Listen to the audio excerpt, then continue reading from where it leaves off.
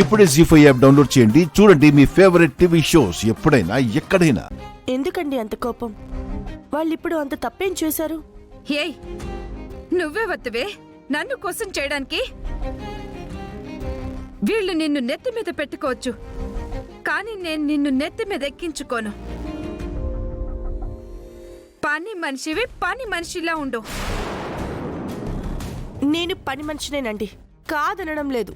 కానీ వయసు వచ్చిన ఆడపిల్ల మీద చేయి చేసుకోవడం ఎంతవరకు కరెక్ట్ అంటున్నాను.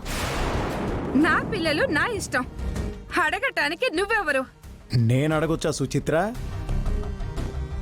ఏదో సరదా పడి బయటికెళ్ళి భోంచేస్తే దానికి ఇంత గొడవ చేయాల్సిన అవసరం ఉందంటావా? పిల్లలన్న తర్వాత మరీ చిన్న చిన్న సరదాలు కూడా దూరం చేస్తే ఎలాగమ్మా? ఏంటండి సరదాలు? బయట ఫుడ్ ఎలా ఉంటుందో ఎవరికి తెలుసు? వాళ్ళు ఎలాంటి ఆయిల్స్ వాడతారో ఎవరికి తెలుసు? అలాంటివి తింటే ఎలా? బయట వాళ్ళని ఫాస్ట్ ఫుడ్ తినమని గుండమ్మ చెప్పలేదు పిన్ని. దానికి ఇంత గొడవ చేయాల్సిన అవసరం లేదు అంటుంది.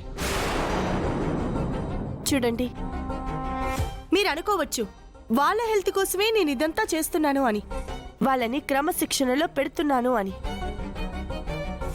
కానీ మీకు తెలియకుండానే వాళ్ళని బంధించేస్తున్నారు. కడుపు నిండా తినడానికి లేదు, నచ్చినట్టుగా ఉండటానికి లేదు.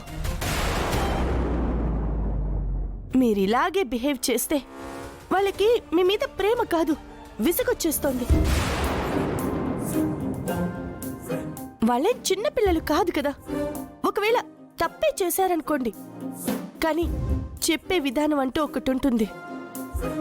అది అలా చెప్పమ్మా.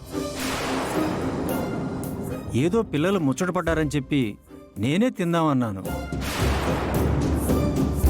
ఇది ఎలా రియాక్ట్ అవుద్దు అని తెలిసి తిన్నారా అంటే తినలేదని అబద్ధం చెప్పాల్సి వచ్చింది. గుండమ్మ చెప్పినట్టు నిజంగా మేము బందీఖానాలో బతుకుతున్నట్టుందే.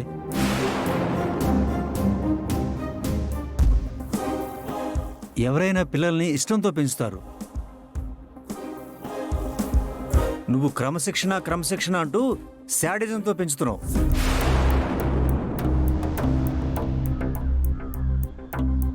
కానీ అది నీకు అర్థం కావట్లేదు. నేను నీలా ఉండకూడదు అనుకున్నాను. అందుకే పిల్లలు నోరు తెరిచి అడగగానే వాళ్ళ కోరిక తీర్చాలనుకున్నాను. అందుకే తినిపించాను. నేను చేసింది కరెక్టే. రండి వెళదాం.